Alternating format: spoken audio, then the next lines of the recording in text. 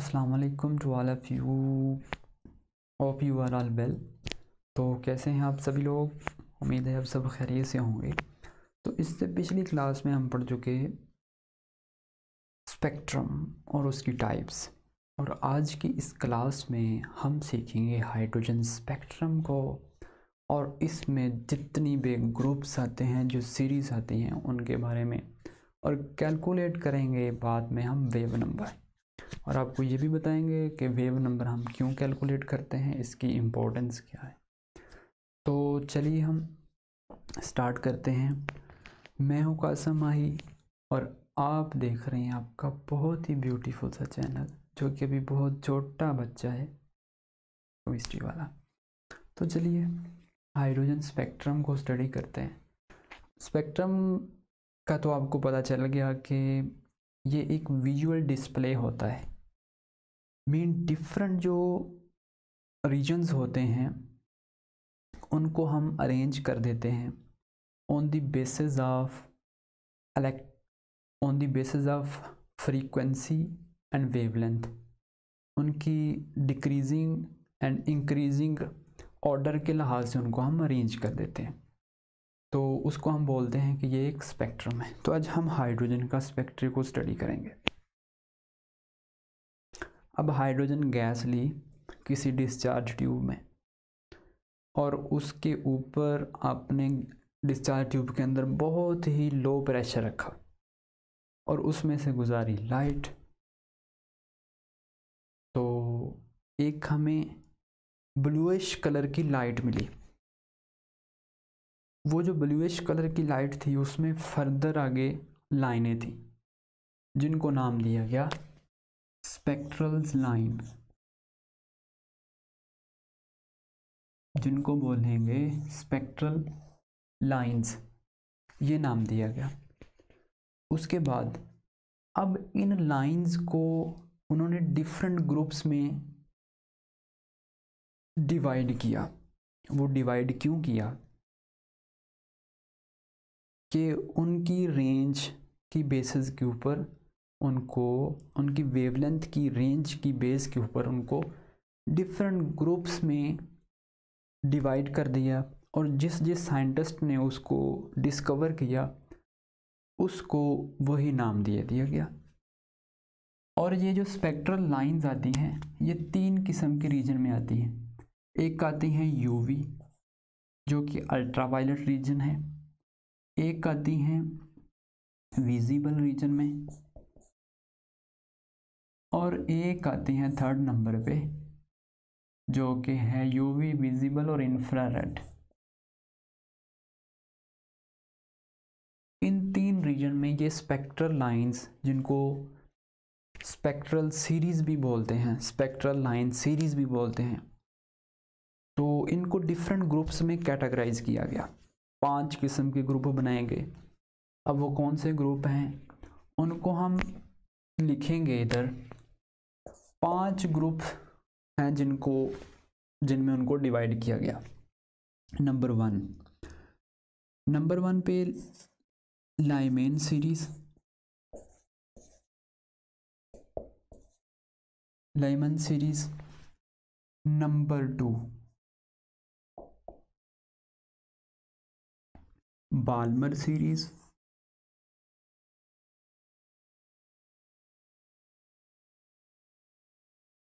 Number 3 Paschen series.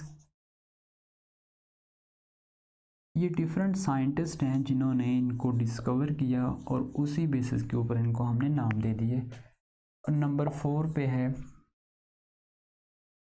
Brackett series. छोटा baby रो रहा है ना। और नंबर 5 पे है जी परफेक्ट सीरीज। इन 5 सीरीज को डिस्कवर की हुई है अभी तक, और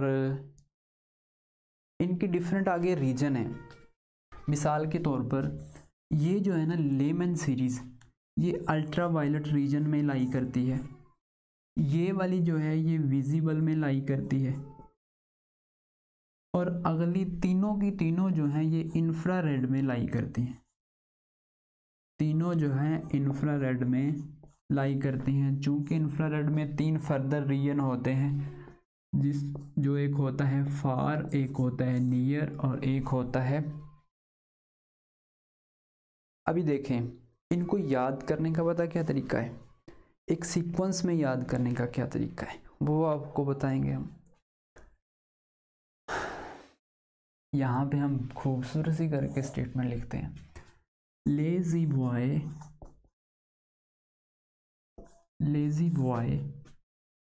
पास board paper. Lazy boy pass board paper, I think नज़र आ रहा होगा जी।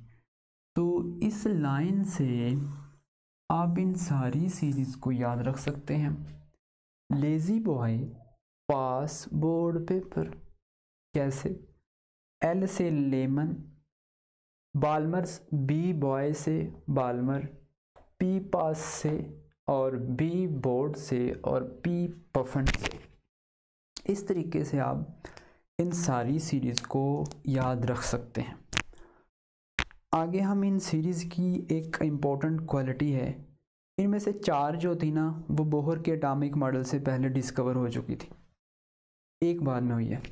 अच्छा, अब इन सारीज़ को जब अरेंज किया गया, जब इनको स्टडी किया गया फर्दर, तो इसमें से एक जो है ना इसकी इम्पोर्टेंट क्वालिटी उसको ज़्यादा डिस्कस किया गया, वो है जी वेव नंबर। इस चीज़ से इसको डिनोट करते हैं। और ये वेव नंबर क्या होता है, वेव नंबर होता है, कुछ भी नहीं होता जी, बस इनवर्स ऑफ वेवलेंथ होता है, इनवर्स ऑफ वेवलेंथ।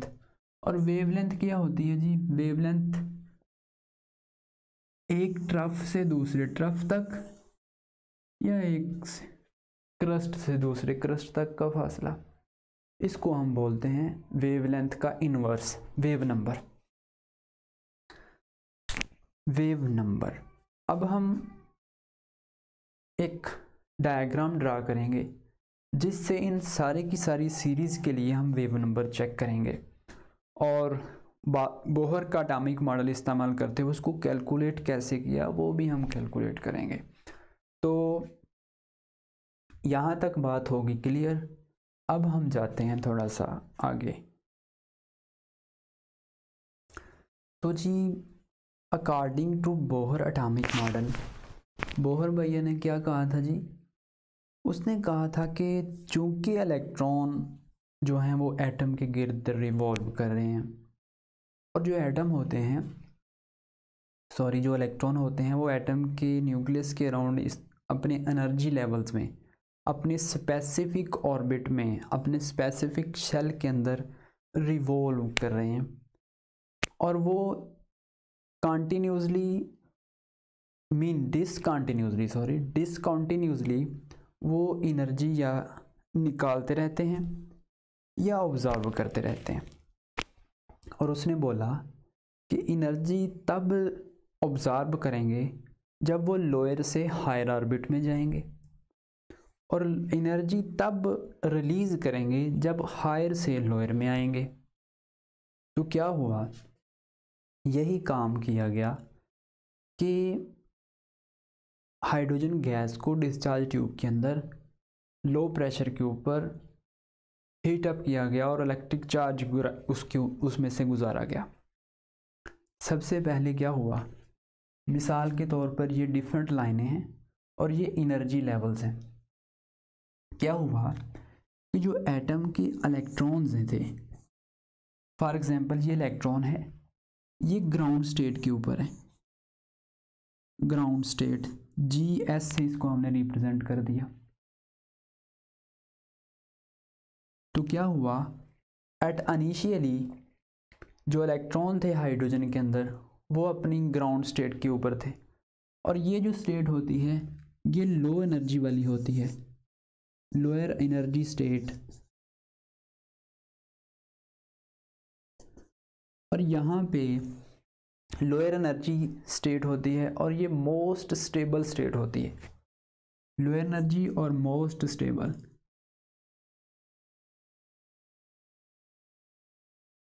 नेक्स्ट, जब इस इलेक्ट्रॉन को हीट किया गया, फॉर एग्जांपल हम इनको नाम भी देते हैं, ये N1 है, ये N2 है, ये N3 है, ये N4 है। आई थिंक वैल्यू इस तरीके से लिखते हैं, N is equal to 1, N is equal to 2, N is equal to 3, N is equal to 4, N is equal to 5, N is equal to 6, N is equal to 7, N is equal to, इसको हम बोल देते हैं infinity. तो ये हमने energy level लिख लिए। अब क्या करेंगे, हीट किया, इलेक्ट्रॉन यहाँ से जंप करके ऊपर गए, यहाँ पे डिफरेंट एनर्जी लेवल के ऊपर इलेक्ट्रॉन चले गए,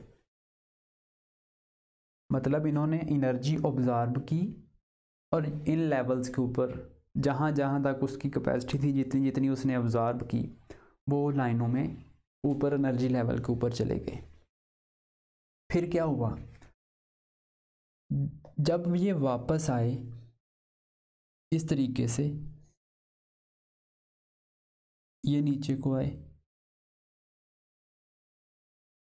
इस तरीके से सारी की सारी एनर्जी लेवल वाले इलेक्ट्रॉन जो थे वो दोबारा जो हैं N1 के अंदर आके फॉल किए गए। इस तरीके से सारे के सारे N1 में आके गिर गए। और जब ये वापस आए ना, तो जितनी इन्होंने एनर्जी ऑब्जॉर्ब की हुई थी उतनी ही अमिट की, जितनी एनर्जी इन्होंने ऑब्जॉर्ब की थी ऊपर जाते हुए, वो एनर्जी इन्होंने अमिट कर दी। तो जब वो अमिट हुई तो वही स्पेक्ट्रल लाइंस हमें नजर आई, उन्हीं लाइनों को हम स्पेक्ट्रल लाइंस बोल रहे हैं। तो इस तरीके से नीचे आई। तो जब ये वाला फिनोमिना हुआ ना, जब N2, 3, 4, 5, 6, 7 अप टू इन्फिनिटी से सारे के सारे 1 में आ गए, तो इसको हमने बोला लेमन सीरीज।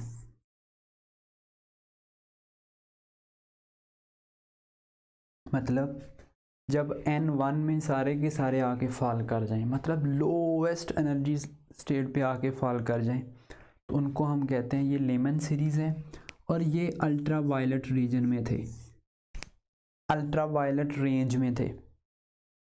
अब अल्ट्रा वायलेट रेंज जो होती है ना, वो 50 सेंटीमीटर से अबाउट 1 to 5 इतने सेंटीमीटर तक होती है। तो मैंने आप लिख दिया इतना, मेन इतनी इनकी रेंज होती है।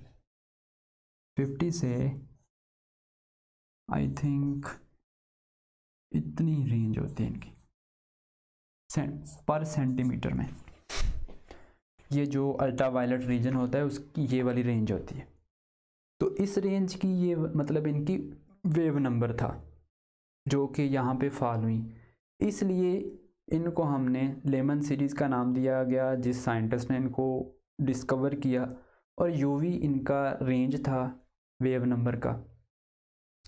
तो इस रीजन में आके फॉल की गई, इसलिए इसको हम यूवी रीजन बोलते हैं। लेमन सीरीज़ किस रीजन में लाई करती है?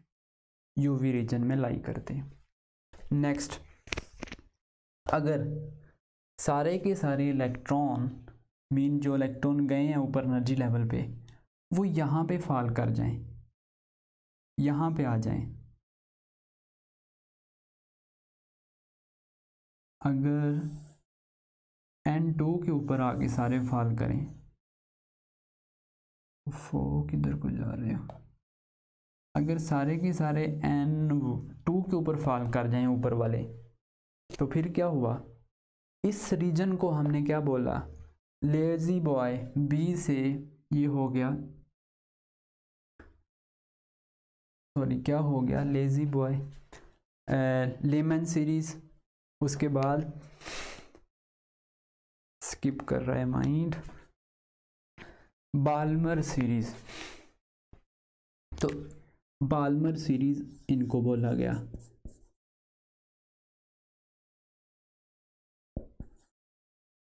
तो ये थी विजिबल रीजन में।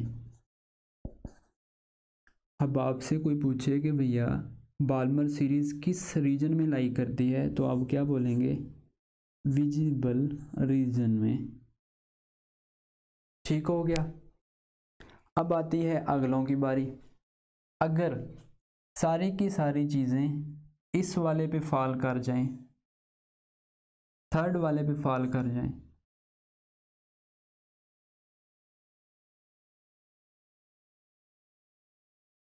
अगर सारी की सारी इस पे फॉल कर जाएं तो ये क्या होगा, ये वाला होगा लेजी वाई पास, ये होंगी पास्चन। और आपको पता है कि यहाँ से आगे जितनी भी हैं वो इंफ्रारेड रीजन में है, पास्चन है और ये इंफ्रारेड रीजन है। इंफ्रारेड रीजन, इससे पहले हम डिस्कस कर चुके हैं स्पेक्ट्रा के अंदर कि जो डिफरेंट रीजन होते हैं उनकी डिफरेंट वेवलेंथ की रेंजेस होती हैं। तो उसी बेस के ऊपर हमने इनको जो है ना वो रीजन दिए हुए हैं। मीन रमी बुक्स, मैंने वर्ड्स कहा था इससे पिछली वीडियो के अंदर, वो आप जाके देखें, वहाँ से आपको सारे रीजन का पता चल जाएगा। Radio waves, microwaves, infrared, UV, visible, gamma, X rays, cosmic rays, सारी की सारी डिटेल वहाँ पे बताई हुई है। तो ये इंफ्रारेड रीजन में लाई करता है, पास्चन रीजन। उसके बाद ये N1 पे फॉल करता है सारे का सारा, ये N2 के ऊपर फॉल करता है सारे का सारा, और ये N3 के ऊपर करता है। अगर सारे के सारे इस रीजन पे आगे फॉल कर जाएं, N4 के ऊपर, अगर यहाँ पे आगे फॉल कर जाएं तो हम इसको क्या नाम देंगे जी, तो इस रीजन को हम बोलेंगे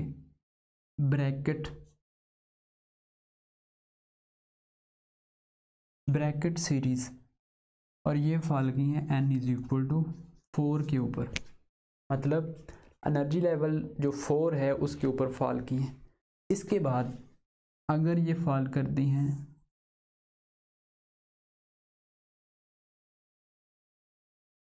फाइव के ऊपर, तो इनको बोलेंगे हम पुफंड। ये साइंटिस्ट के नेम है, पुफंड सीरीज। और ये दोनों भी लाई करती हैं इंफ्रारेड में।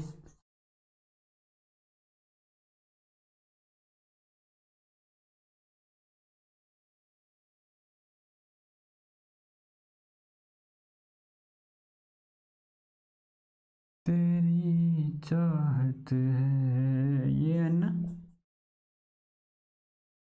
5 जी। तो ये हैं सारे की सारे स्पेक्ट्रल सीरीज की ग्रुप। अगर N1 के ऊपर फॉल करती हैं तो वो लेमन सीरीज, 2 के ऊपर फॉल करती हैं तो वो बाल्मर सीरीज, 3 के ऊपर करती हैं पास्चन सीरीज, 4 पे करती हैं तो ब्रैकेट, और 5 पे करती हैं तो वो पुफंड सीरीज। और जो पहली दो हैं, पहली जो लाई करती है N1 के लिए वो होगी, वो क्या होगी, वो अल्ट्रावायलेट होगी, और सेकंड जो होगी वो विजिबल होगी, और अगली तीनों जो है ना वो इंफ्रारेड रीजन में होंगी। इंफ्रारेड रीजन में आपको पता है कि फर्दर 3 रीजन होते हैं जिनको हम नियर, फार, और एक मेरा ख्याल है जहन में नहीं आ रहा। तो ये चीज़ें होती हैं इसमें। अब नेक्स्ट हमारा क्या काम है, अब जो चीज़ ऑब्जर्व की गई ना, जो था वेव नंबर ये वाला, इन सारी की जब वैल्यूज़ फाइंड की गई तो ये जो वेव नंबर था ये इस कैटेगरी में फॉल करता था। और चूंकि इसका रिलेशन जो है ना इनवर्स होता है वेवलेंथ के साथ, वेवलेंथ के साथ इसका इनवर्स रिलेशन है।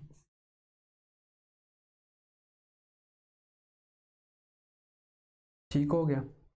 तो जैसे जैसे न्यूक्लियस ये वाले रीजन बढ़ते गए तो वैसे वैसे जो है ना इसकी एनर्जी जो है वो बढ़ती गई। ये नंबर डिक्रीज करता गया और ये बढ़ती गई। चूंकि ये डिक्रीज करता है तो वेवलेंथ बढ़ती है, और वेवलेंथ जितनी ज़्यादा होगी उतनी एनर्जी ज़्यादा होगी। सॉरी, वेवलेंथ जितनी ज़्यादा होती है उतनी कम एनर्जी होती है। ठीक हो गया। मतलब कि जैसे जैसे ये ऊपर को जा रही है तो ये हो रहा है डिक्रीज, और वेवलेंथ बढ़ रही है, और वेवलेंथ का एनर्जी के साथ इन्वर्स रिलेशन है तो एनर्जी इनकी कम हो रही है। इसीलिए जो है ना इंफ्रारेड की एनर्जी, इंफ्रारेड रेडिएशंस की जो एनर्जी होती है वो कम होती है एज़ कंपेयर टू विजिबल, और विजिबल की कम होती है एज़ कंपेयर टू विजिबल की, सॉरी, ज़्यादा होती है as compare to ultraviolet. Sorry, infrared की एनर्जी कम होती है, विजिबल की उससे ज़्यादा, और अल्ट्रावायलेट की उससे ज़्यादा।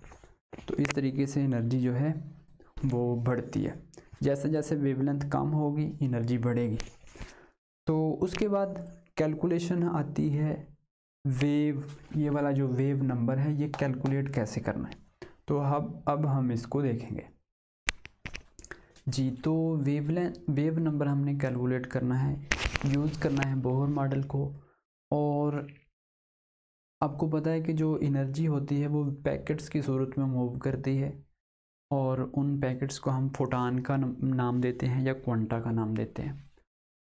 तो हमने during the calculation of energy of revolving electron around the nucleus calculate किया था minus G E is equal to minus G square M E की power 4 8 epsilon not square N square H square. ये value हमने energy की calculation के दौरान देखी थी। तो बेसिकली ये हो गई एनर्जी। अगर हमने N1 के लिए करनी है, मिसाल के तौर पर N1, तो मतलब एनर्जी लेवल 1 के लिए करनी है तो वो E1 होगी। और यहाँ पे सारे के सारे कांस्टेंट हैं तो ये हो जाएगी N1, मतलब नंबर N1 हो जाएगा। उसके बाद अगर E2 के लिए करनी है तो यहाँ पे E2 हो जाएगी। E2 की energy minus g square M E की पावर 4, और इसी तरह 8 एप्सिलॉन नॉट का स्क्वायर एन का स्क्वायर। यहाँ पे 2 एनर्जी लेवल है तो यहाँ पे एन के साथ 2 और एच स्क्वायर। ये दो आ जाएंगी हमारे पास, दो एनर्जी लेवल की एनर्जीज। अब अगर हम डिफरेंस निकालते हैं तो we will get E2 minus E1, ये आ जाएगा। अब ये E की वैल्यूज यहाँ पे लगा देंगे हम, माइनस जी स्क्वायर एम की power 4 8 epsilon naught square N1 square H square. यहाँ पे माइनस है तो माइनस माइनस प्लस हो जाएगा।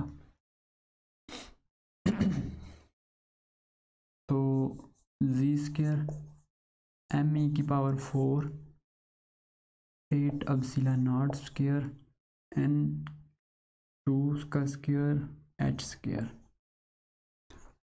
जी। तो यहाँ पे एलसीएम आ जाएगा, और जो वैल्यू है ना ऊपर वाली सेम है दोनों, तो पॉजिटिव को पहले लिख लेते हैं। ये जी स्क्वायर एम ई की पावर 4 ओवर दोनों में जो कॉमन है 8 epsilon naught square H square.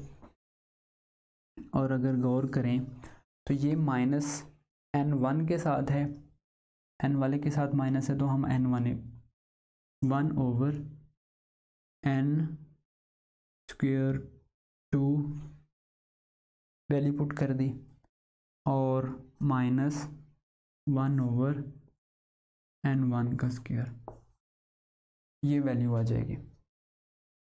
अब क्या करेंगे, अब यहाँ पे n2 से n1 तक के लिए जितनी एनर्जी होगी उसको हम कैलकुलेट कर सकते हैं। ये वाला सारे का सारा कांस्टेंट है और इसके ई होता है वो फोटान के इक्वल होता है, ये वैल्यू होती है मेन, इसके इक्वल हम इसको पुट कर सकते हैं H nu is equal to ये वाली सारी की सारी वैल्यू उठा के उधर, और यहाँ पे अगर हम पुट कर दें जी, चूँकि हाइड्रोजन एटम है तो उसके लिए जी 1 होता है तो 1 का स्क्वायर 1 आ जाएगा, तो हम जी को एलिमिनेट कर देते हैं। me⁴ ओवर 8 एप्सिलॉन नॉट का स्क्वायर h का स्क्वायर और साथ ये वाली वैल्यू 1 ओवर n2 का स्क्वायर माइनस n1 का स्क्वायर। 9 अब हमने क्या करना है, ये वाला h उठा के इधर ले आएंगे तो frequency is equal to me⁴ 8 epsilon naught square h, एक इधर पहले एक ये है, दो ये h3 हो जाएंगे और बाकी सेम एज इट इज़।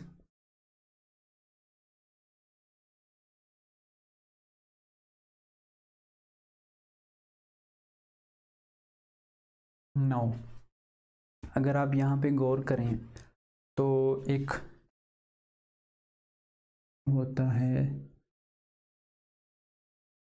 ये हमारे पास फार्मूला होता है V is equal to C nu is equal to C nu bar, ये फ्रीक्वेंसी है, ये वेव नंबर है और ये स्पीड ऑफ लाइट। अच्छा, अब हम यहाँ पे इसकी जगह पे ये पुट कर सकते हैं तो C nu bar is equal to me⁴ over 8 epsilon not h3, ये सेम एज इट इज़।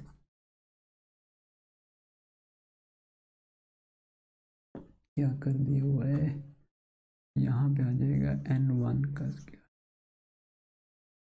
9 अब ये वाला सी उठा के इधर ले आए,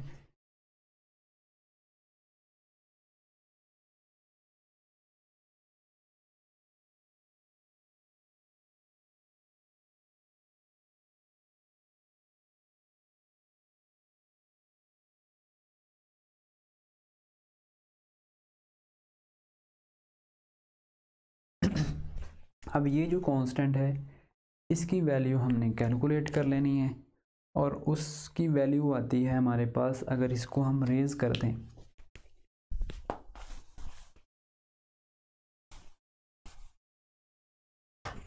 तो हमारे पास आ जाएगा wave number is equal to, इसकी वैल्यू होती है 1.096 मल्टीप्लाई 10⁻⁷ और इस वैल्यू के साथ हमने बाकी 1 ओवर n2 का स्क्वायर माइनस 1 ओवर n1 का स्क्वायर। अब यहाँ पे आप किसी भी एनर्जी लेवल के ऊपर ये n की वैल्यू पुट करके तो आप उसका वेव नंबर फाइंड आउट कर सकते हैं अप टू इन्फिनिटी, किसी भी एनर्जी लेवल का आप फाइंड आउट कर सकते हैं वेव नंबर। तो आप चाहे अब लेमन सीरीज़ ले लें, उसके लिए n1 जो होता है उसका फर्स्ट होता है, बाकी सारे के सारे इसके ऊपर आके फॉल करते हैं 2b 3b 4b 5b up to infinity, इसके ऊपर आगे फॉल करते हैं। आप उसके बाद बाल्मर सीरीज़ ले लें, बाल्मर सीरीज़ के अंदर क्या होता है, n बेसिक 2 होता है, उसके ऊपर आगे फॉल करते हैं सारे के सारे 3 4 5 6 अप टू इन्फिनिटी। इसी तरह अगले जितने भी होंगे फास्ट चेन भी,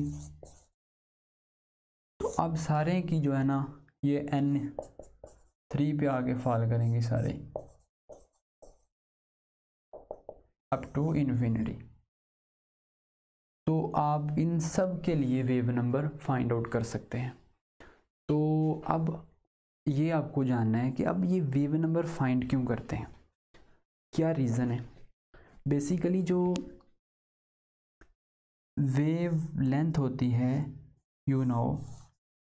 अब विजिबल रीजन की वेवलेंथ होती है 400 टू 800 नैनोमीटर में। अब डिफरेंट जगहों पे जब हम एनालिसिस करते हैं तो अब इंफ्रारेड की बात करें ना, तो इंफ्रारेड 10 नैनोमीटर से स्टार्ट होके 200 तक, आई थिंक 4 तक होता है नैनोमीटर तक। तो ये देखें कि 10 नैनोमीटर बहुत नीचे चला गया जी। तो 10 नैनोमीटर जो है कितनी स्मॉल टर्म है, कि 1 nanometre is equal to 10 raise to the power -9 metre. तो इसको यहाँ पे माइनस इतनी छोटी टर्म आ जाती है। तो इस टर्म को बड़ा करने के लिए हम क्या करते हैं, हम इसका इन्वर्स लेते हैं, वेवलेंथ का इन्वर्स लेते हैं जो कि वेव नंबर होता है।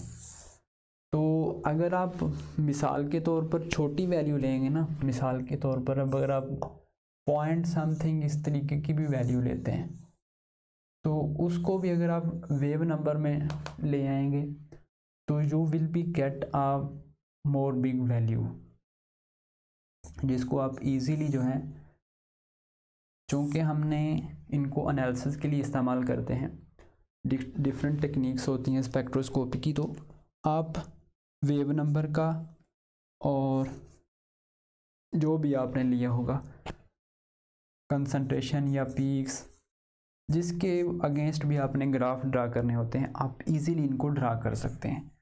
तो आपको एक स्टैंडर्डेबल जो है ना वी की वैल्यू आ जाती है, न्यू बार की, जिसको आप अपने एनालिसिस के लिए इजीली इस्तेमाल कर सकते हैं। और इसको मोस्टली जो है इंफ्रारेड स्पेक्ट्रोस्कोपी में इस्तेमाल करते हैं। वहाँ पे चूँकि इंफ्रारेड रीजन जो है ना वो बहुत स्मॉल है, और उन वैल्यूज़ को हम पहले जो है वेव नंबर में ले जाते हैं और वेवलेंथ को वेव नंबर में ले जाते हैं, वहाँ से हमें थोड़ी बड़ी वैल्यूज़ मिलती हैं। तो उनके एनालिसिस के लिए हम इस वेव नंबर को इस्तेमाल करते हैं।